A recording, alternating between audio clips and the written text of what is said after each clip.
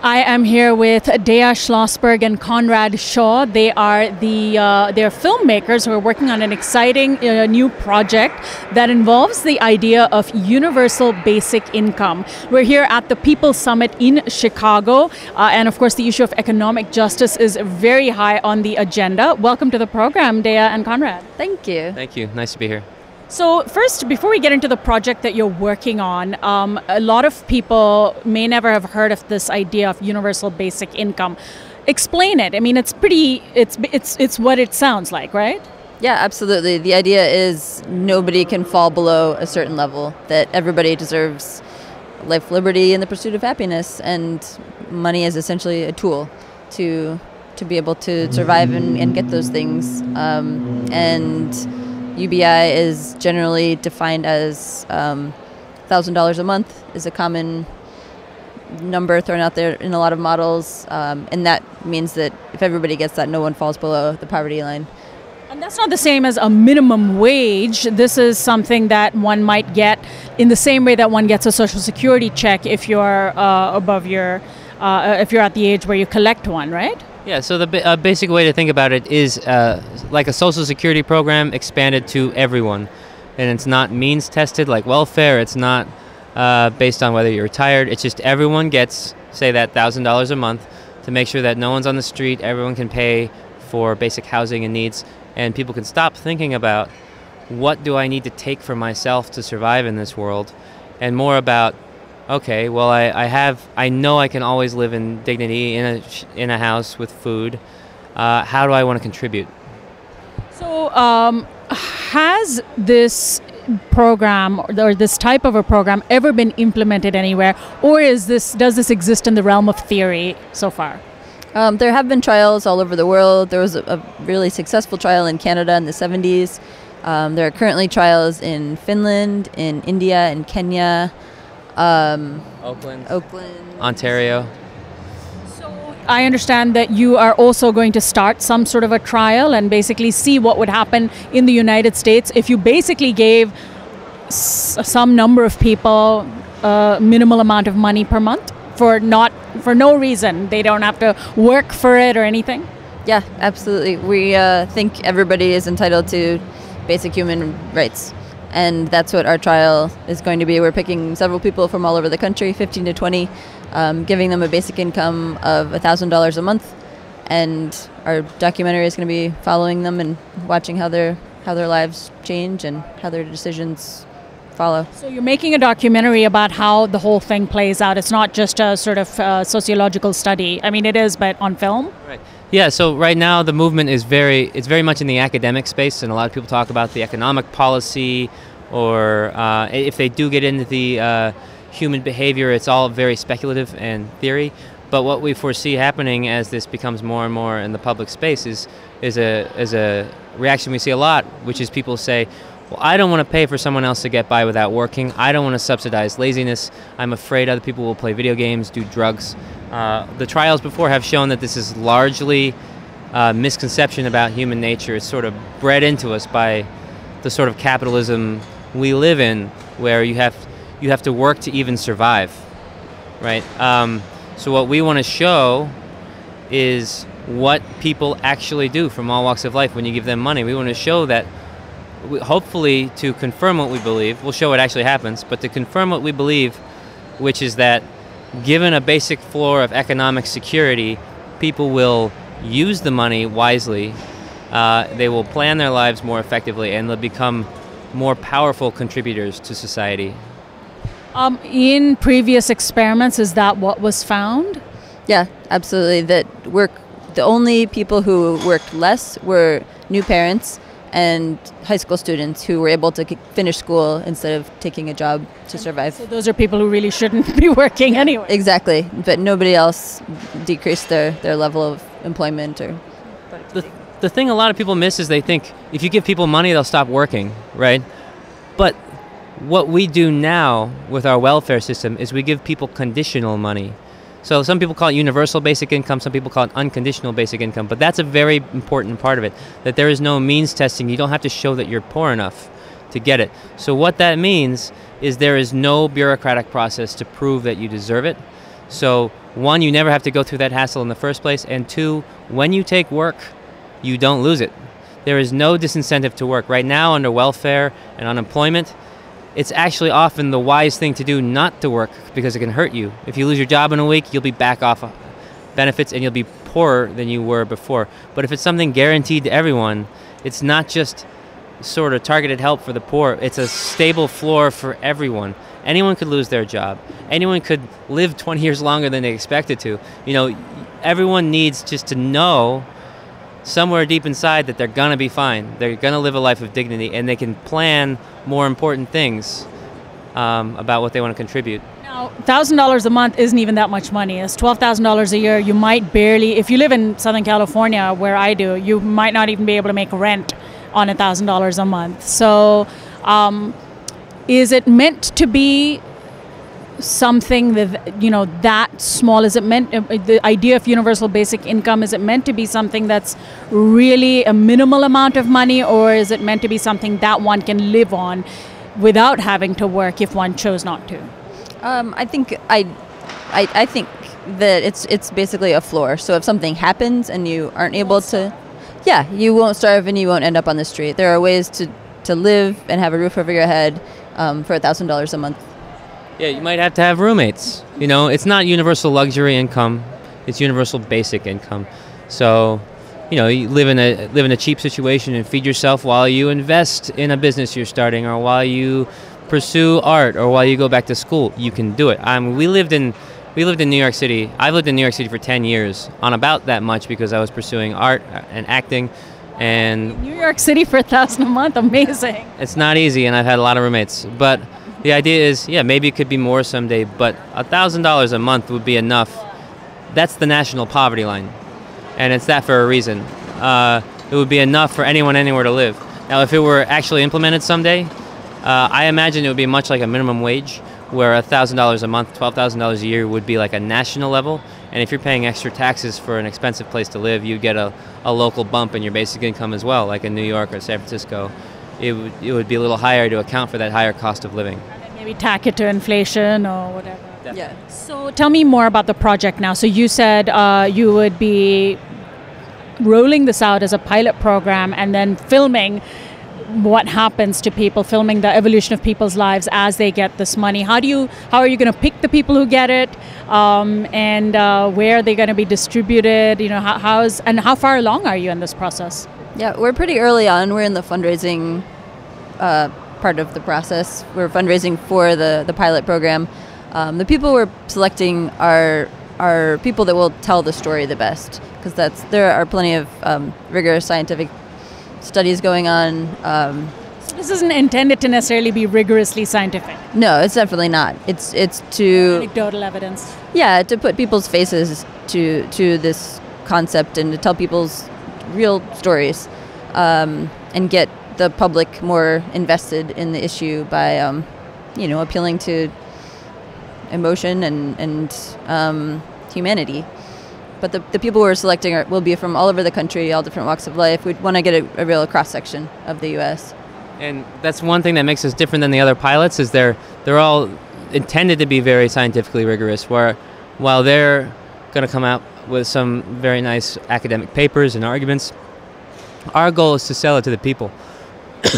So they're also doing randomized selection for their candidates. We're going to be basically casting to decide what is going to tell the best story.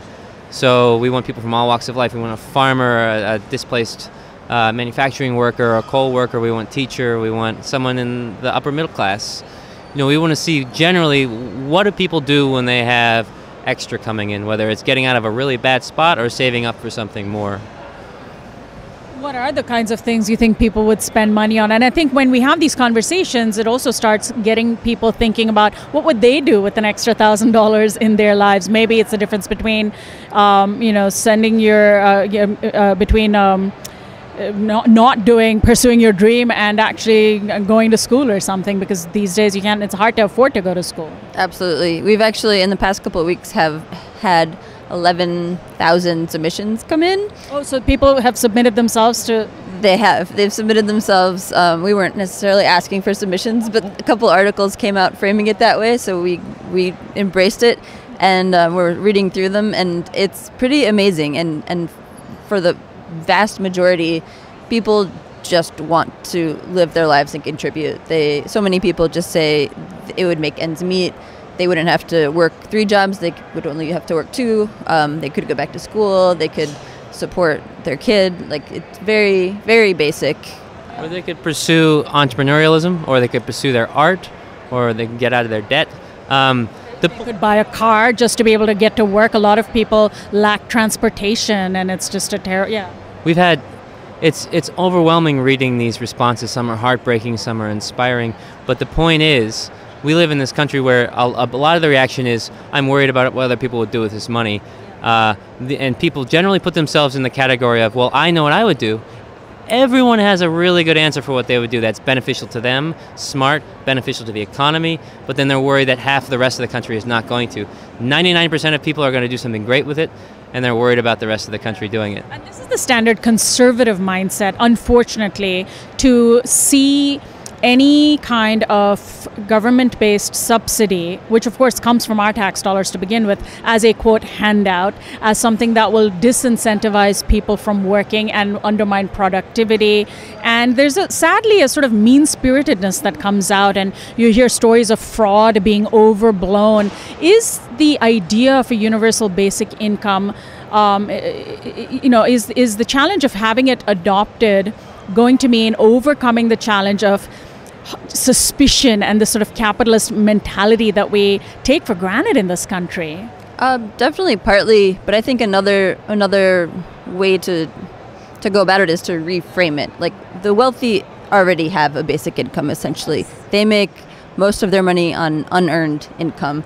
They were either born or had the fortune of coming upon money that makes money for them. And what the idea of basic income is, it acknowledges that nobody is where they are because of their own hard work. A lot of people had a lot more access to the communal resources than other people, and it's giving everybody some little bit of what they deserve. Well, and most of the productivity we have today is directly a result of the technology from yesterday we lean on. It's all inherited from our ancestors.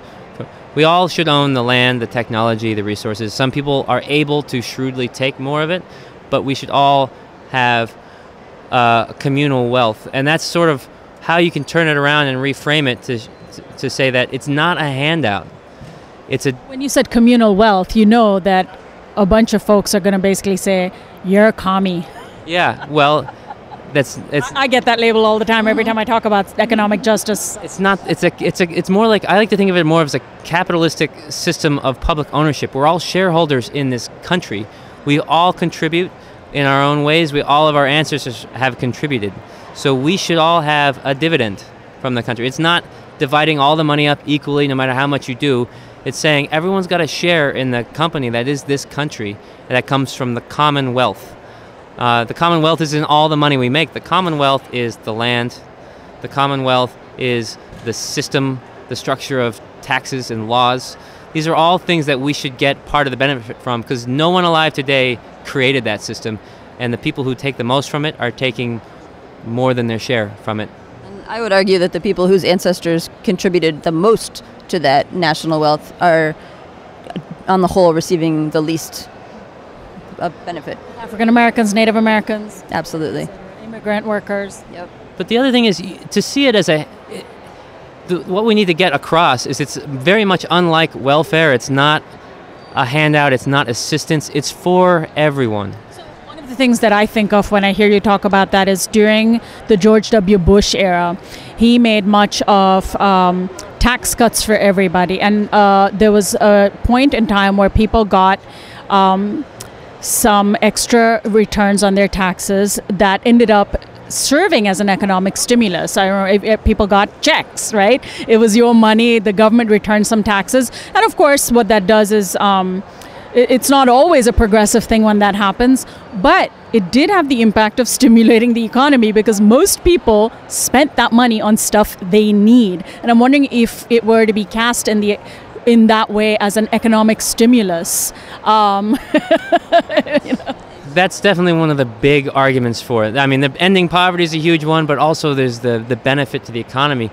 I think we can pretty much close the book on trickle-down economics on that working. When you have money, for economy to thrive, it needs to move, it needs to flow. And when you have money flowing up into the big bank accounts, it just sits there. It doesn't move. The middle class is shrinking. Money's not flowing. When you give money to people who need it, when in the net effect of a basic income is to have more money going to the people that need it and to the middle classes and the upper middle classes, then those people spend it on what they need. That's money straight back into the economy. That's money that is not just accruing and extracting more from our economy. It's giving straight back into it and putting people in a better situation in their lives.